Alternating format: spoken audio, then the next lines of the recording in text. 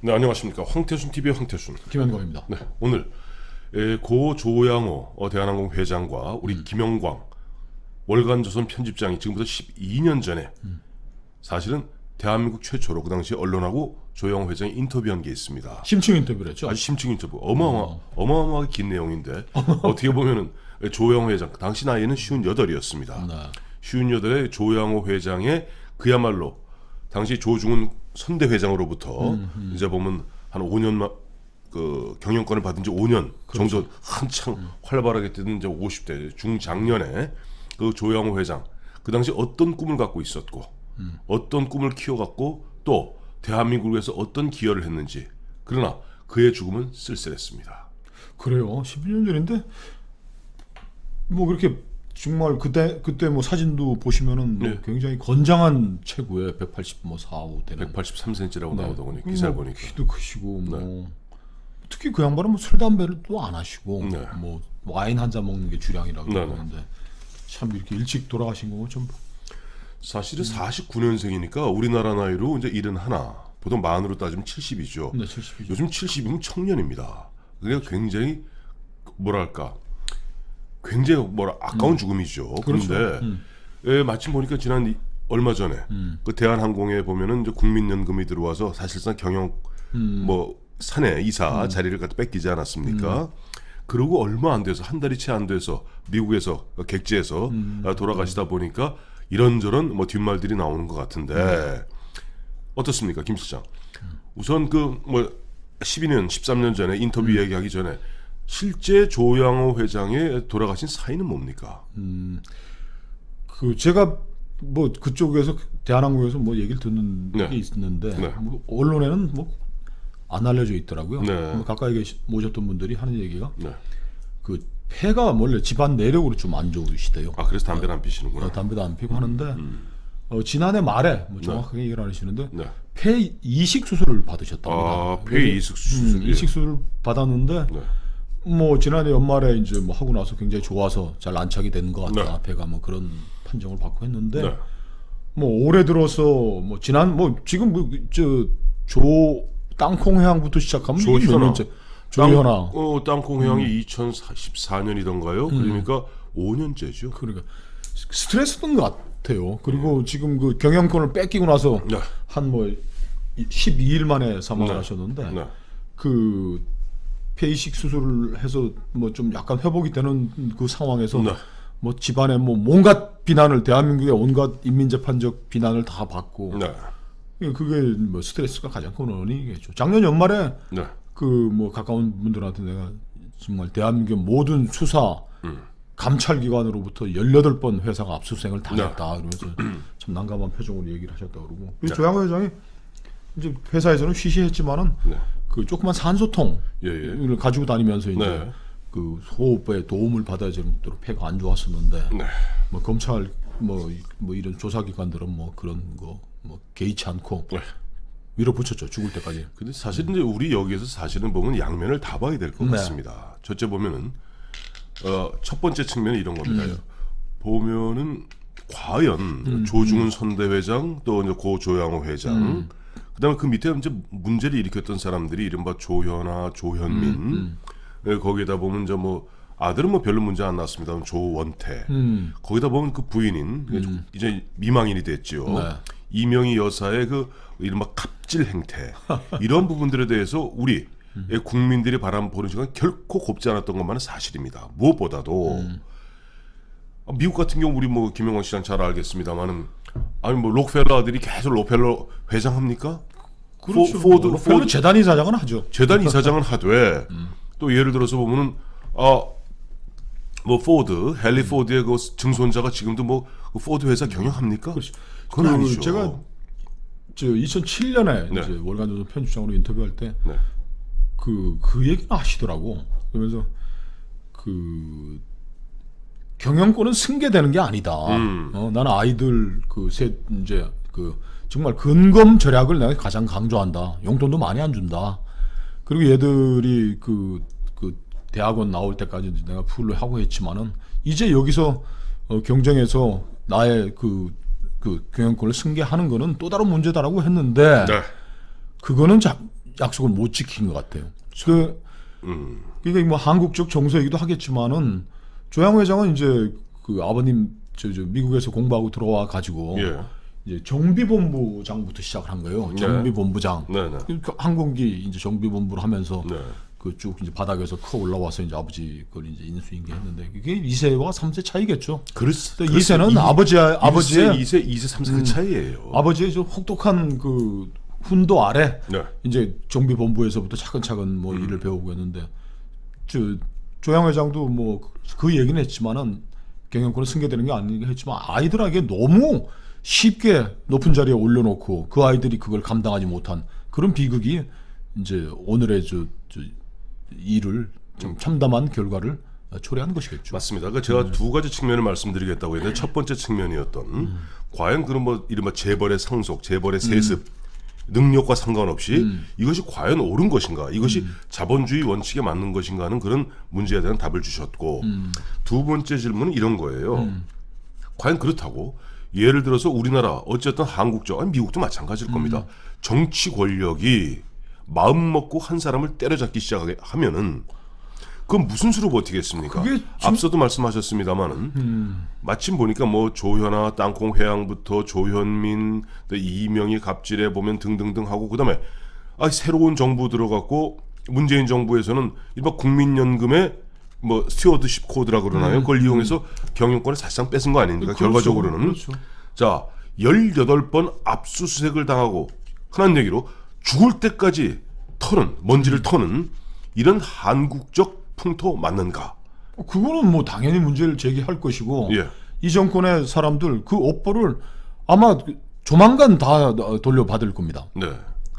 그 조양호 회장은 그 지난 그 2014년에 네. 평창 동계올림픽 조직위원장을 맡았잖아요. 그리고 그거 쫓겨난 거 아니에요? 16년 5월에 이제 그만뒀는데 네네. 그 얘기도 제가 좀 들어봤더니 그때 예. 뭐 물러날 때 이제 그룹 현안을 수습한다 그래서 했는데 박근혜 사실은 박근혜 대통령 때네요. 그죠. 2016년. 그 정권의 실세들이 예. 평창 동계올림픽 관련해 가지고 네. 뭐 여러 가지 뭐 민원들이 있고 한데 조양호 회장이 굉장히 고지식한 분이에요. 이렇게 뭐 유들이 있게 뭐 민원이 있으면 뭐 한 10개 오면 하나는 한두 개는 해주고. 저 김수장 이 유도리가 아주 안 좋은 일본 아주 좋은 말입니다. 말이에요. 예, 근데- 하여튼 근데 이제 평창 동계올림픽을 이 정부가 만끽했지 않습니까? 그렇습니다. 이 정권이 그걸 또 무슨 뭐 평화 모드로 가는 뭐 계기로 네. 삼아가지고 예. 또 올림픽 정치과 관계없이 뭐 정치적인 무대로 네. 북한 애들 뭐 초청해가지고 하는 거 했지만은 이 양반이 2009년 9월부터 평창 동계올림픽 유치위원장 맡아가지고 네. 평창 동계올림픽 이뤄낸까지의 공 네. 뭐 이런 건 아무도 이제 기억을 안 하는 거예요. 우리 사회가 진짜 한 인간에 대해서 너무 혹독하고 뭐 살아남는 그냥 다 뭐 개자식으로 인생을 종치는 이렇게 되는데 네. 조양호 회장이 그 2007년에 그 자기가 약속했던 거 뭐 경영에 관해서는 항공 화물 네. 세계 10위 안에 만들어냈고. 여객 수송도 뭐 10대 안에 들어가게 하겠다. 네. 그 저가 항공사도 우리가 뭐 출범시키겠다. 네. 뭐 여러 가지 뭐 한 것들이 있는데 예. 이게 뭐 이 말년에 닥쳤던 정말 몰아치는 회오리 바람에 뭐 남아 있는 게 지금 아무것도 없네요. 참 그래요. 저는 사실은 조양호 회장이 갑자기 이제 긴급 속보로 나오지 않았습니까? 그 조양호 회장 갑자기 뭐 미국에서 뭐 사망. 그래서 깜짝 놀랐는데 얼마 있다 보니 그 밑에 이제 보면 달리는 그 이제 연속 관련 기사 중에 제가 보고 참 가증스러운 댓글 하나 관련 기사를 봤어요. 네. 뭡니까? 땅콩 회항 관련됐던 사무자 박창진 씨. 네. 그 양반이 뭐 고인의 명복을 빌고 어쩌고 저쩌고 참 그것을 보면서 그런 걸 보면 우리 흔히 하는 악어의 눈물이라고 합니다. 이 좌파들 그 박창진이 이른바 보면은 이번에 경영권 갖다가 저 박탈 하는데 앞장서는데 무슨 또 시민사회단체에 뭘 맡아갖고 그야말로 본인이 무슨 뭐 저 큰 뭐 잔다르크나 되는 듯이 뭐 아마 박창진 얘기 나오면 뭐 조씨 일가는 버들버들 떨 겁니다. 물론 조현아 잘못했습니다. 대전제는. 그런데 이 좌파들 막상 조양호 회장이 갑자기 돌아가시고 나니까 악어의 눈물을 흘리는 거예요. 악어의 눈물. 저는 이 얘기는 그래서 저는 그 박창진 그리고 현재 조양호 회장 18번이나 압수수색해 갖고 결국은 조현아 씨는 감옥살이도 했잖아요. 제가 했어요. 자, 그런데 거기에서 보니까 아까 말씀하셨던 대로 조양호 회장이 뭐 2007년에 우리 저 김현광 당시 편집장과 인터뷰하면서 했던 내용들을 굉장히 지켰고 거기 아까 말씀하신 대로 대한항공을 세계 굴지의 항공사로 그렇죠. 또 그다음에 평창 올림픽을 갖다 그래도 우리가 유치하고 성공할 수 있는 토대를 마련했고 거기다 사람이 고지식해서 당시 권력의 실세들이 이리저리 좀 흔한 얘기로 뭐 요구하는 거 제대로 들어주지 않는 바람에 쫓겨났죠. 결국 올림픽 조직위원장 쫓겨나고 정권이 좌파 정권으로 바뀌면서는 혹독하게 그야말로 코너에 몰릴 대로 몰린 상태에서 사실상 참 안타까운 일이에요. 그렇죠. 조양호 회장하고 인터뷰했을 때 뭐 다 쓰지 못하잖아요. 뭐 4-5시간씩 만나 얘기하는데 처음에 우리 기자들이야 뭐 막 묻는 거죠. 뭐 밑에 있는 사람들은 뭐 황제처럼 모시지만 제가 그 미국에서 이제 사립고등학교 나오고 뭐 인하대 학부를 좀 다니고 미국 가서 이제 공부를 하고 근데 제가 기자야 뭐 막 물으니까 군대는 물론 안 갔다 오셨죠. 그랬더니 조양호 회장이 깜짝 놀래. 아니 벌컥 하시더라고. 아니 무슨 그런 소리 하냐고 말이야. 병역 관련은 안 써 있더라고. 그래서 아니 뭐 좀 미국서 뭐 사립고등학교 나오시는데 군대 갔다 오셨어요. 그러더니 대한민국에서 내가 제일 FM으로 최전방 부대에서 근무했다고 그래서 깜짝 놀라서 아니 아버님이 백 좀 쓰고 그랬으면 뭐 그 당시에는 뭐 면제도 되고 했을 텐데 그랬더니 그 시절에 박정희 시대를 또 얘기를 하네. 우리가 뭐 지금 뭐 아마 뭐 저 문재인 이런 사람들은 박정희 시대가 뭐 악의 축 같이 얘기를 하는데 박정희 대통령이 저 사회 지도층이라 그랬죠 그때는 사회 지도층 자제들의 병역 문제를 특별 관리를 했습니다. 그래가지고 맞습니다. 이제 미국에서 사립고등학교 얼마나 좋은데요. 지금은 우리도 잘 살지만 그때는 정말 후진국가 선진국인데 해가지고 박 대통령이 사회 지도층 자제 다 군대 뭐 때 되면 보내라 가지고 고등학교 졸업하자마자 이제 군대를 갔는데 육군 참모총장 그 공감병에 이제 공감병으로 이제 공관에 근무를 해서 이제 포실합게 군대 생활이 풀리나 그러는데 박 대통령이 또 사회 지도층 그 자제들 뭐 특혜 없이 해라 그래가지고서 최전방부대로 갔답니다. 그래가지고 군대를 빡시게 갔더니 문화적 충격을 받다 그러시더라고요. 그러니까 그때는 뭐 미국 최고급 사립고등학교에 있다가 최전방부대 가니까 이 푸세식 화장실이지 않습니까?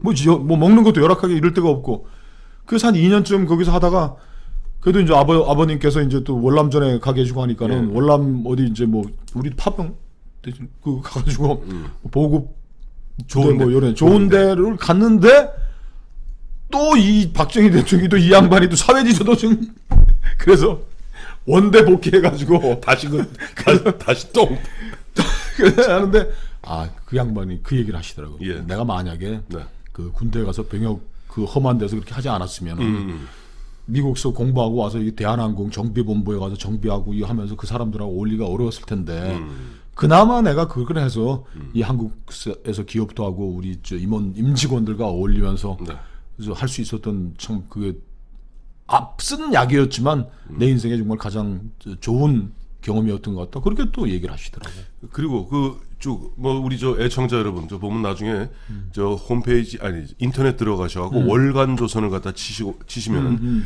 그 아주 장 2012년 반전에 그 당시 펄펄 날던 그 김영광 편집장하고 조양호 회장 인터뷰 아주 굉장히 길어서 저희가 다시 여기서는 소개해드릴 수가 없고 꼭 한 번씩 한번 보시기 바라고요. 또 기억이 나는 게 뭐가 있습니까? 조양호 회장이 그 굉장히 아까 말씀드린 고지식하고 이제 답답하신 분은 사진 찍는 게 유일한 취미인 거예요. 그러니까 폐가 원래 약해서 술 담배를 안 하시니까 또 취미는 공기 좋은 데 가서 건강하셨어요. 그러니까 집안 내력이 있으니까 스스로 자제했지 건강에 아무 이상이 없었던 그런 상황이었고 그래서 뭐 끝나고 나가지고서 뭐 매년 그 양반이 그거 자기 사진으로 달력을 대한항공 달력을 만들었는데 매년 꼬박꼬박 보내주시더라고요. 그래서 미국 가는 공짜표를 좀 하나 줬으면 좋겠는데 그런 건 없고 참 고지식하십니다. 돌아가신 고인께 참 고인의 명복을 빕니다마는 그럼에도 불구하고 참 안타까워요. 우리 저 김영광 통상 이제 다른 회사 같으면요. 어차피 뭐 예를 들어서 미국 가는 뭐 비행기 보면은 뭐 공짜표 별거 있습니까? 만석 안 되면 그거 다 공간 생기는 거 아니에요? 거기가 가는 게 그다음 그 비행기 안 가는 거 아니면은 아마 생생낸다고 뭐 퍼스트 클래스 하나 줄 텐데 이 양반 그 동료 재벌 저 오너들 중에 어떤 분들은 그러더라고요. 진짜 뭐 많은 도움을 뭐 주고 해가지고 예. 자기는 뭐 좀 줄 거 했더니 저 대한항공 저기 저 비즈니스 타고 가는데 버스들 한번 업그레이드 하고 그냥 입을 닫더라. 좀 예. 참 이게 그러니까 저는 뭐 이 정권과는 어떻게 얽혔는지 왜 이렇게 미움을 받게 됐는지 모르겠으나 네. 이 양반이 뭐 좀 이렇게 주섬주섬 나눠주고 그 힘 있는 사람들한테 줄 대고 뭐 했을 텐데 너무 고지식하고 그냥 뭐 저 눈치가 없고 하니까 이런 공경에 몰려간 것도 이분 성격이 하나 좀 작용하지 않았나 그렇게도 저는 생각합니다. 저는 김용환 실장 얘기 들으니까 정말 공감할 수밖에 없는 게 예를 들어서 보면은 우리 뭐 흔히 그 뭐라 그러나 넉살이 좋다 그러나요? 인간관계가 좋다 그러나요? 형님 아우 하면서 이렇게 저렇게 뭐 언론사 사주하고도 좀 친하게 지내고 그러니까요. 또 뭐 언론사 보도국장 편집본부장하고도 좀 좋게 지내고 그다음에 권력이 실세들한테도 이따금씩 가는데 저 퍼스트 클래스 저 그렇죠. 티켓도 한 5장씩 주고 빈자리 뭐 주는 건데. 이랬으면은 어떨지 모르겠는데 보면은 너무 고지식한 가운데 어떻게 보면 거기다 또 아까 말씀하셨는데 자식 교육은 결코 성공하지 못했던 것 같아요. 본인이 말씀하신 대로 실천을 못한 거죠. 못했고. 뭐 아니 대한민국에 뭐 자식 교육 제대로 해서 떳떳하게 얘기할 수 있는 사람이 그렇게 많지 않잖아요. 뭐 또 어떤 그렇게 아까 황 대표 말씀하셨듯이 인민재판대 무대에 올려놓고서 검사 20-30명 동원해가지고 조져가지고 18번 조져갖고 그 뭐 버텨낼 사람 누가 버텨낼 있겠어? 사람이 누가 있겠습니까? 거기다- 저는 이런 것도 좀 감안해야 되는데 우리 사회 분위기가 확 쏠리면은 뭐 조양호 그래도 뭐 사람이 뭐 투박하고 뭐 이런 얘기들이 먹혀들질 않으니까 참 그게 인민재판이에요. 인민재판의 특징이 저놈 죽여라 그러면 다 와 하고 끝나는 겁니다. 근데 아까 자식교육 말씀드렸습니다만은 마침 보니까 어제 곽상도 의원이 또 그 얘기했더라고요. 아니 곽상도 의원이 문다해 좀 밝혀라. 그랬더니 저쪽 저 청와대 쪽에서는 혹시 그러면 저 뭐 명구스러워지는 일이 있을 수 있다. 그러니까 곽상도 의원이 나 쪽팔려도 좋으니까 좀 밝혀라. 그래요. 그러니까 함부로- 자식 교육에 관해서 자식 교육은 함부로 돌 던질 일도 함부로 아닙니다. 돌 던질 일이 아닌 것 같습니다. 네. 자 어쨌든 나이 만 70에 세상 버린 그 조양호 그 조양호 회장의 어떤 명복을 빕니다.